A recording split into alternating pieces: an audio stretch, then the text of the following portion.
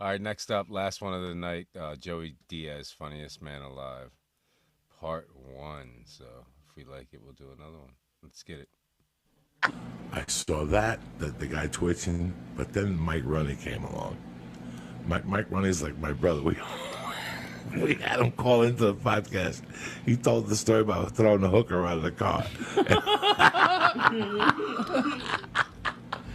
So Mike Runny's weakness was that as soon as he'd do a line of coke, his fucking jaw would go. I mean, embarrassing go. Like instant.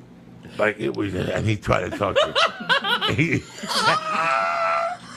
Is he trying to fight and stop it and shit too? Like he making was it worse. And then he put a cigarette in his mouth to try to disguise it, and he'd be chomping on the cigarette. And he look at you every once in a while and go, "Coach, is my jaw going?" And you tell him, "No, you're fine. Don't worry about it." Meanwhile, teeth and blood are just coming out of his mouth. I remember one night my friend goes, "Listen, I'm having a party, Oh shit. but my kids are going to be there and my family. No coke until they leave." I'll never forget this. When did you do coke? This is September of '93. My friend goes, "I'm having a party. I want everybody to show up, but listen, no coke till 10 o'clock, 10:30, till my family leaves." I go, "Nope, you know me, dog. I don't need to do shit." Open bar, fucking tremendous food, Englewood Cliffs, looking over the George Washington Bridge. We all get there. Mike Runny gets there. He's watching this fucking TV set. You know, like everybody's in a circle, but I see Mike all the way on the other side of the room by himself, watching the TV set, and I walk up to him. He's got a cigarette in his mouth, and he's fucking grinding. I go, "Mike, Veneri said not to do any shit to his family." He looks at me and goes, "I didn't do nothing." But this particular night at Lucci's, I'll never forget this particular night at Lucci's, and Timmy was there, I think. Somebody said they went and the power went, and that they didn't know what was going on, but all of a sudden they looked and they saw a cigarette going from side to side in the dark. So they used to call him the conductor. I met a woman at Flappers one night, just very casually in the back. She was like she did something for Flappers, and I'm an old fucking man. Come on, you look great. What am I going to do with a girl? What am I going to hit on her? What am I going to do when I got to call for somebody? I'm an old man. I got 55-year-old nuts. They look like they're 55. For a young girl to suck them, I wouldn't get no satisfaction on it. I'm just fucking somebody's world up. I'm just fucking somebody's world up. It's like one time Rogan asked me, he goes, "Did you ever have a girlfriend that committed suicide?" No, but if anybody sucked my dick, I'd kill myself. Like, if I sucked my dick, I'd kill myself. It's disgusting. You understand me?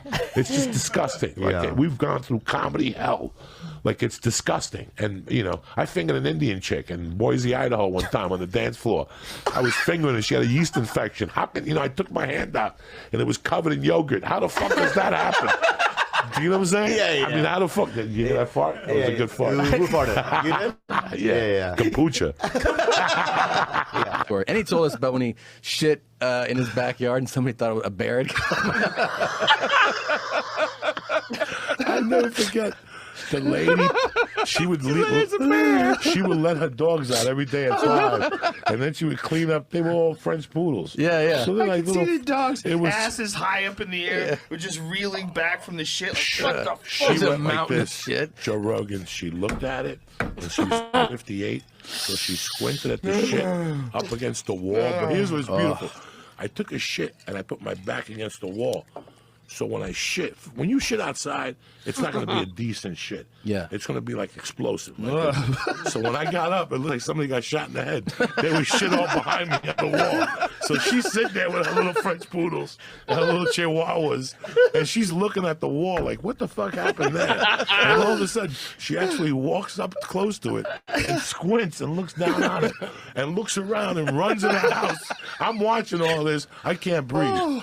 And now I go to the computer because my wife's very decent. And I'm sitting there for a half hour. And then my wife comes in and she goes, "Were you home all day today?" I go, "Yeah, why?" She goes, "I just had a conversation with Susan." She wanted to know if you heard anything in the backyard because some animal took a shit back there. I went to get Like, you ever go get sushi and eat a lot of it? And the rice pushes everything out of your ass? Yes. And you had plans to go get a weed store, you were going to go to the post office. But I made a detour. I planned to go home, but I left the house key in the house. So I had to climb around the window. That's what happened. Yeah. So when I pulled myself up, I actually landed with my stomach on the window. And now you really got Which made it push it out more. Like and I'm fatter than fuck, and my hands are struggling in the window, and my little fat feet are on the other side, and the cats are meowing at me, scratching at me, right? And I'm like, it's me, you fuck. And so I ran down the stairs and shit outside. I couldn't get in the house. What worked for me is you got to do something. You ever meet somebody that don't do nothing? You meet somebody, they don't do nothing. They don't do nothing. They don't date. They don't do drugs. They don't play checkers. They don't do nothing. How long do you like those people for? You don't. I like people a little bit of edge to them. They got to do something. If you tell me I don't like alcoholics, but I love heroin, I'm in. If you tell me you suck toes for breakfast, I'm in. You got to do something. Do you understand me? I mean, this was nonstop. Another night, Bonehead came home high on heroin. And he decided to make French fries. So he put the pot out. Remember in the 80s, they had those pots. You could bring it home with the hot oil, and they would boil, and you could throw French fries. America went crazy over them. I forgot what they were. Crazy. French fry machines. Everybody was making onion rings and shit. Well, he did heroin and knotted out. And left that thing running. And the thing went on fire. We're all in the fucking house. Oh, Jesus. All right? It's oil. I wake up to ba-boom and alarms and all of a sudden Kurt's waking me up and we go out of the house and the father's outside and the grandmother and the fire department crawls on top of the roof, Joe, and they're hitting the fucking roof to let the smoke out, and fire trucks are coming from the side laying water, and they got the sirens. In the middle of all this, it's 8 in the morning, and we all look around and go, oh my God, Emil's still in the house. Bonehead was still in the house on fire. Bro, they turn the fire off, they go in. He's still with his feet up, with his hands crossed. Just heroin out of his mind. Watching TV like nothing happened. He slept through the fire? Oh my God, everything. When they woke him up, he goes, are my fries ready? This is how crazy this family was. Are my fries ready? Are my They're like, fries Bonehead, ready? we have 2 fucking battalions out there. We got half of 9/11 out there. Oh my God. And you're still fucking sleeping. Great Drake had a movie podcast for a while that was really good. The only problem was she made you go see the movie before you went to talk about it, and it sucked. Oh. I spent $52 fucking one year at the Lemley, not the Lemley, the other one on Sunset, the Dome. You know how it's 12. Oh, ArcLight. ArcLight. You can Yeah. drop a half a yard in there going to see a fucking movie. I went out with a $100 bill. I came home with 38. Okay, I ain't cheap. Yeah. But what did I do? I bought 2 hot dogs, 2 tickets, and 2 sodas. Yeah. $60 at the ArcLight. That's reality, unless you're a member. Oh, it's fucking expensive It's as shit. expensive as shit. Have you seen Star Wars yet? I wouldn't go see Star Wars if you paid me. Really? I'm not into that shit. Because when I came over from Cuba, that fucking... I don't like Martians. I don't like space. I don't like fucking robots. I don't like none of that shit, and I've never liked it ever. Ever. I'd watch TV from 6 in the morning to 6 at night. You know why I stopped at 6? Because Star Trek came on. Once that fucking creepy music came on, I turned that shit off. That's creepy shit. Green people and all that shit. That's, for me, it was always like, I'm Cuban. I'm a Cuban kid. I'm just trying to TV to learn English. What's Martians got to do with it? Yeah. Like, I was like, I'm not playing this fucking game. You can't just slide that into life. Where's my phaser? Yeah, fuck you. There was never any fucking, spaceships in my life. I just didn't like it. I don't know why some people... I got a piece, so we'll take one more and we'll get the fuck out of here. You got it. Let's do it. Suggestions I can give my Joey. What's some good advice or some suggestions I can give my wife for her first psychedelic trip? Appreciate it, man. Love you guys. Whoa. It's like I live in an aquarium. You see that fucking guy right there? First thing for a psychedelic trip is... For his wife. For his wife. Just make it easy for her, but then fuck with her once she's high. Yeah.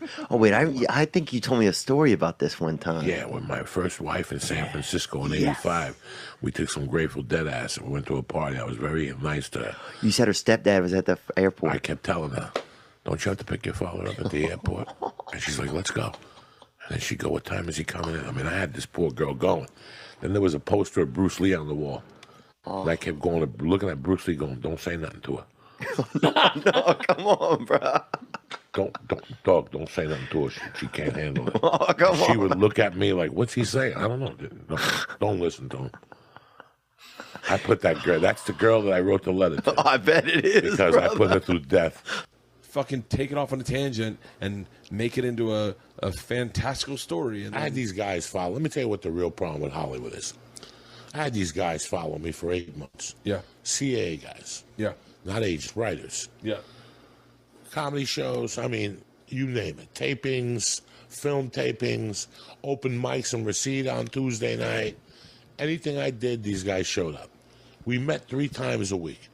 I told them every particular of my story. We didn't miss a beat. We sat there for 8 hours, broke it down into 3 sections. They disappeared for 8 weeks. They came back in December and they hit me with a pilot. It was so fucking bad. Because everything I gave them, they changed around. Yeah. They played Hollywood. Don't play Hollywood. The story is how it is. Yeah. The pilot was me taking a piss test. Why are we doing this? I had a friend that got a DUI. They took him to the hospital. And while he was in the hospital, getting stitches, he broke into the pharmacy and took a vial of liquid cocaine and jumped out the back window. Yeah. All right? Well, let's write around that we went in there and he knows how to break in and we steal the UA. There's something there. But these people wanted to rewrite characters. Like the guy's my best friend. He went to MIT, put himself through MIT. He's 52. He still lives at home. He just got a job 5 years ago. Yeah. One of my best friends in life. Smartest dude I ever hung out with, but just didn't have no ambition. You know, leave him alone. No, they came back. Let's make him 28. And he's like your slave. What are you talking about? This guy was like my main, when we was in college, we made money by selling blow together to his college friends at MIT. You know, they took everything and they tried to rewrite it. There's nothing to rewrite here. I tell you a fucking story. While I'm telling it to you, there's little things, part of that story that's funny, that I didn't see as I wrote it out on paper. You know, I'm driving, look, the other day I was talking to somebody, and they were telling me about, I just went to San Francisco. And every time I fucking go to San Francisco, I get a fucking a light bulb. Because I don't know if you know this, I lived in San Francisco in '85 as a stone cold gangster. Really? Like I was a 24-hour gangster. The only day job I held was I bartended 3 nights a week at Haight-Ashbury at a bar called Rockin' Robins. But every other movement I did was traveler's checks, credit cards, and drugs. That's what I did all day with these Cuban refugees that came from Mariel in 1980. Yeah. When I was a kid, my mom would always call bugarrón, and I didn't know what it meant. A bugarrón is a dude that's like a half a fag, but not really. He goes to prison in Cuba, and he's such a macho Latin guy that he fucks guys, and they suck his dick. But he don't get fucked, and he don't suck nobody's dick. So I never knew about, you know.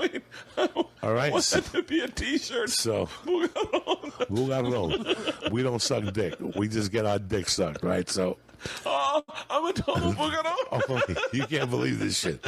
So I moved to San Francisco. I'm a criminal. And one day, Bambusi comes up to me and he goes, "Do you have a gun?"